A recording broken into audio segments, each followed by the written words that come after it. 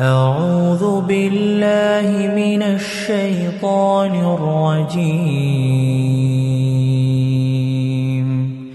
بسم الله الرحمن الرحيم. أومن كان ميتا فأحييناه وجعلنا له نورا يمشي به في الناس كمن مثله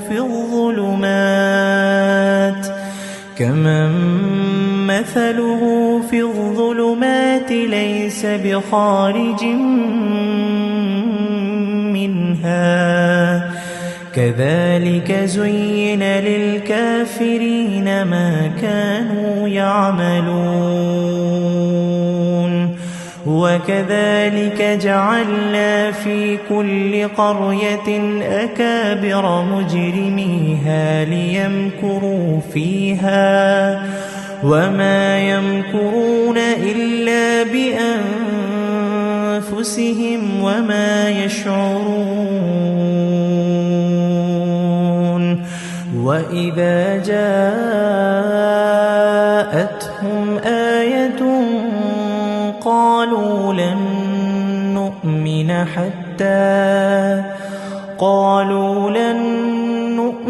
حتى نؤتى مثل ما أوتي رسل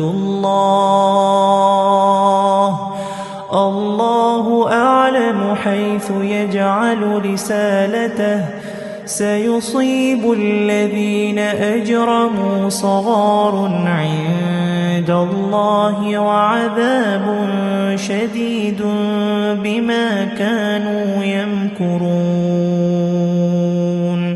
فمن يرد الله أن يهديه يشرح صدره للإسلام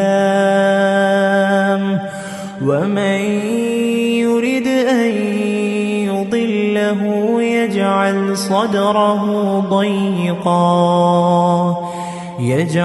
صدره ضيقا حرجا كأنما يصعد في السماء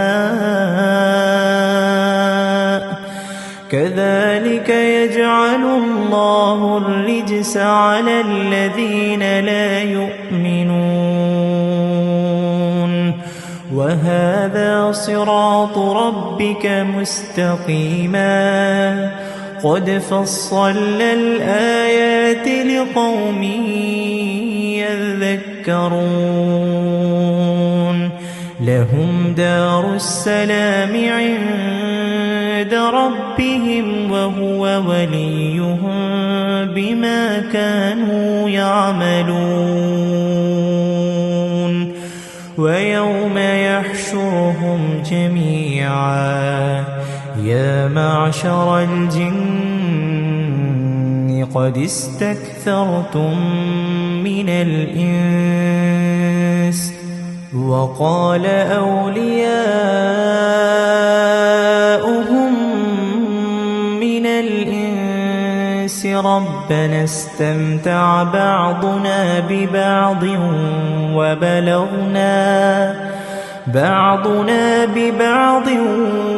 وبلغنا أجلنا الذي أجلت لنا قال النار مثواكم خالدين فيها إلا ما شاء الله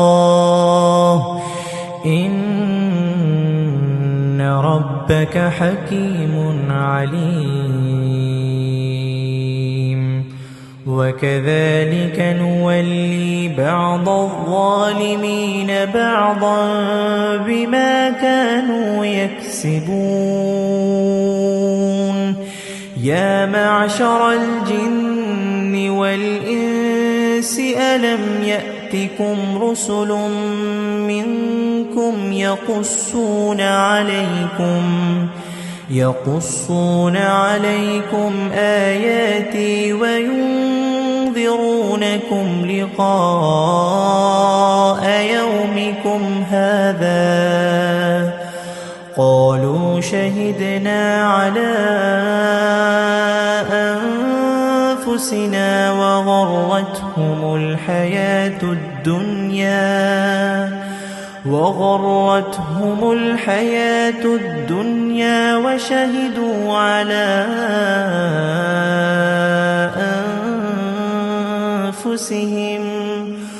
وشهدوا على أنفسهم أنهم كانوا كافرين ذلك أن لم يكن ربك مهلك القرى بظلم وأهلها غافلون ولكل درجات مما عملوا وما ربك بغافل عما يعملون وربك الغني ذو الرحمة إن يشأ يذهبكم ويستخلف من بعدكم ما يشاء كما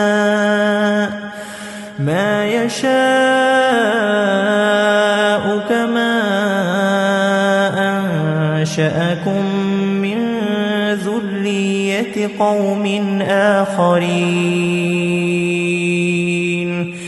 إنما توعدون لآت وما أنتم بمعجزين قل يا قوم اعملوا على مكانتكم إني عامل فسوف تعلمون من تكون له عاقبة الدار إنه لا يفلح الظالمون.